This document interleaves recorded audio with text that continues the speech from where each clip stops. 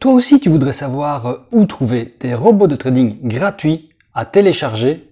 Dans cette vidéo, je vais te montrer un site sur lequel tu sais télécharger ces robots gratuitement.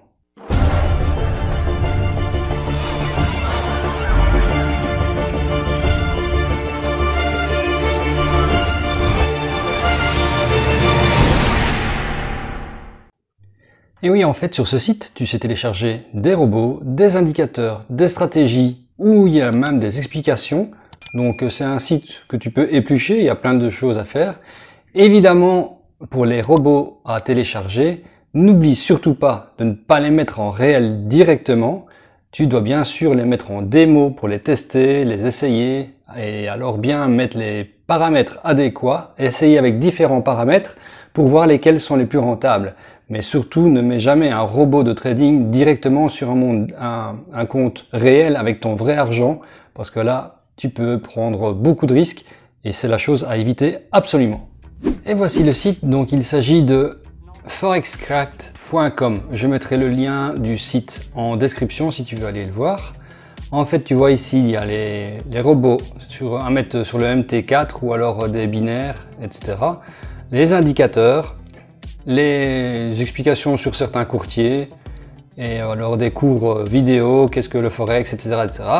Et alors bien sûr il y a une boutique pour acheter des robots payants, mais bon, tu sais déjà te débrouiller avec beaucoup de choses qui sont gratuites dessus. Donc quand tu es sur la page d'entrée, d'accueil, tu vois, il y a un peu de tout. L'éducation, boutique, les brokers recommandés, enfin ça, évidemment pour les brokers, le site va mettre ses liens pour aller sur les brokers, comme ça, c'est sur ça qu'ils gagnent aussi un petit peu.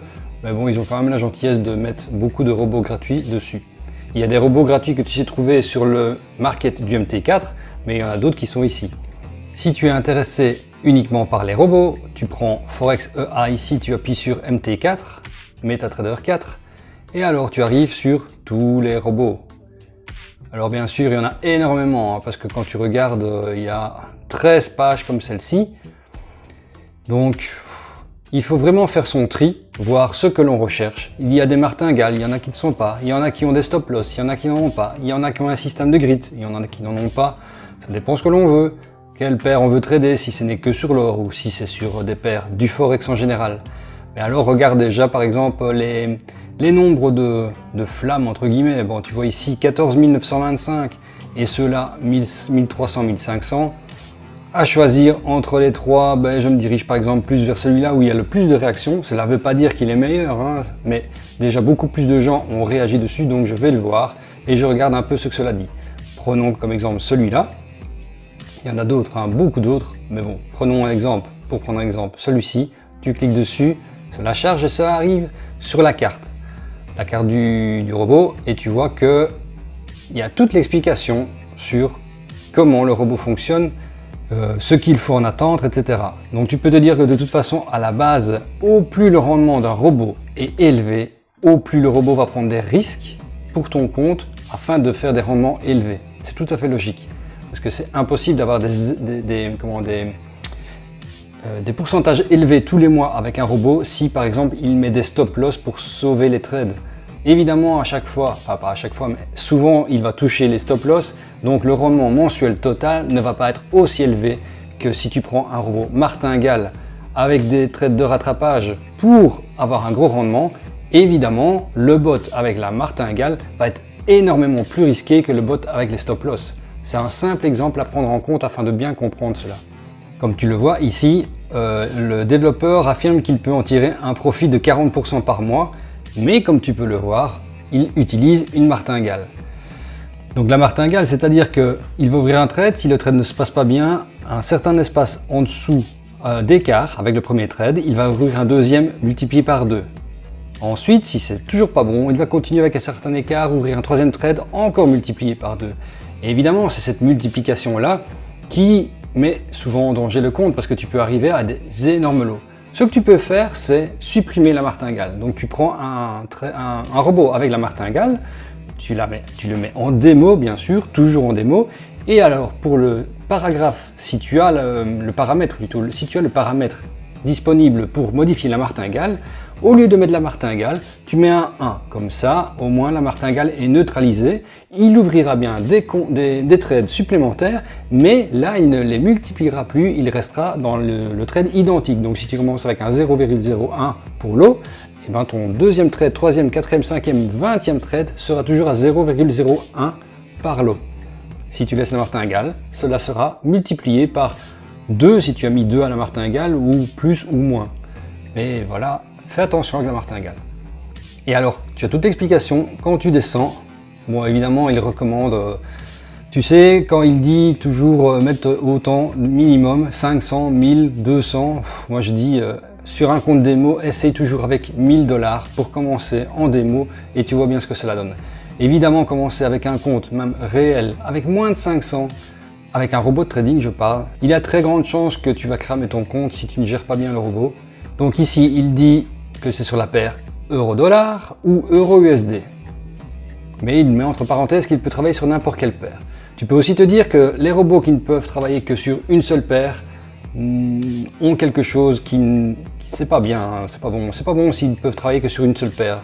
S'ils sont adéquats à toutes les paires, alors là c'est que la stratégie du bot est adéquate pour toutes les paires.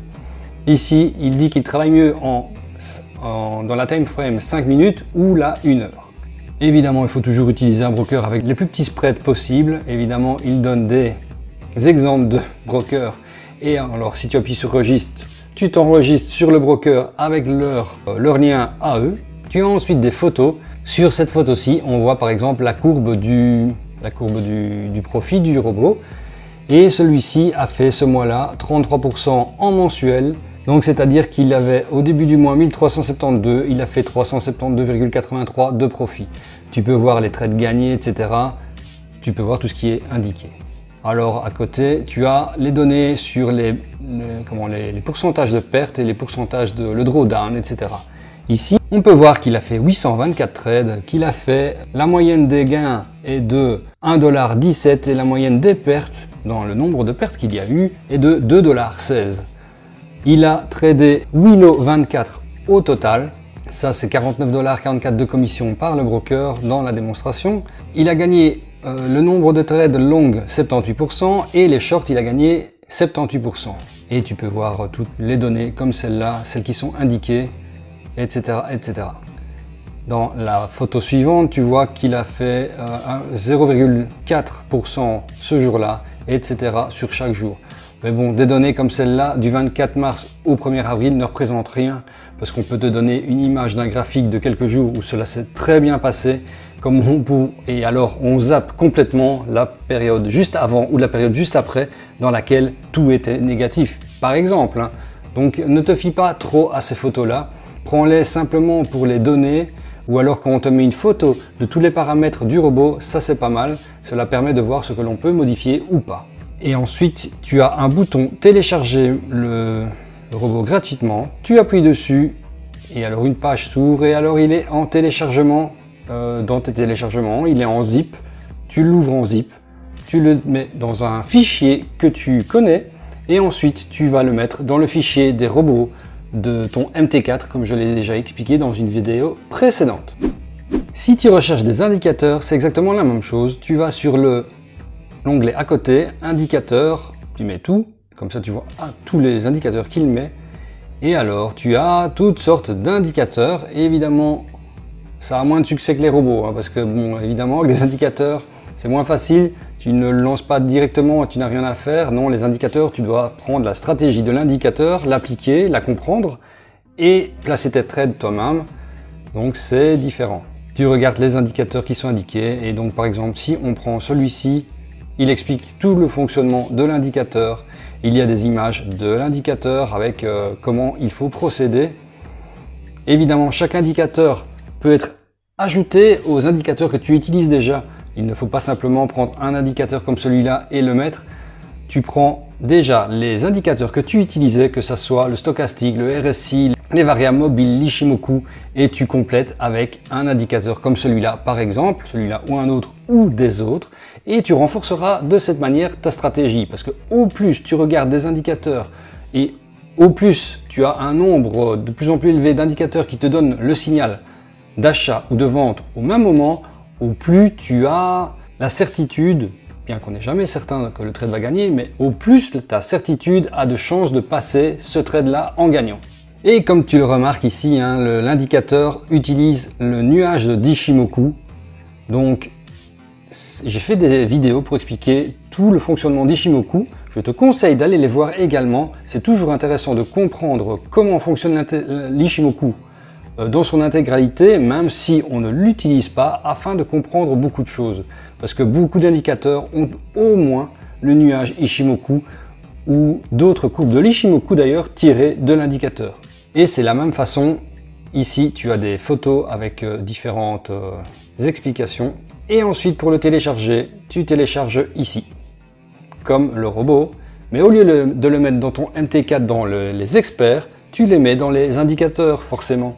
Et lorsque tu arrives sur ton MT4, tu fais rafraîchir et il sera présent, tu le verras et tu pourras l'utiliser. N'oublie pas aussi également toujours en démo.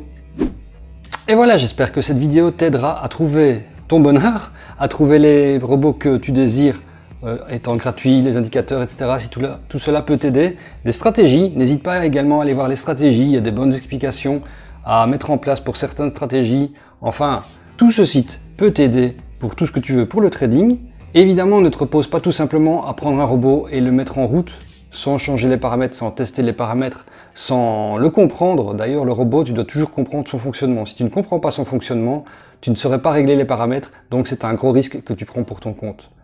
Et sur ce, on se voit à la prochaine vidéo. Allez, ciao!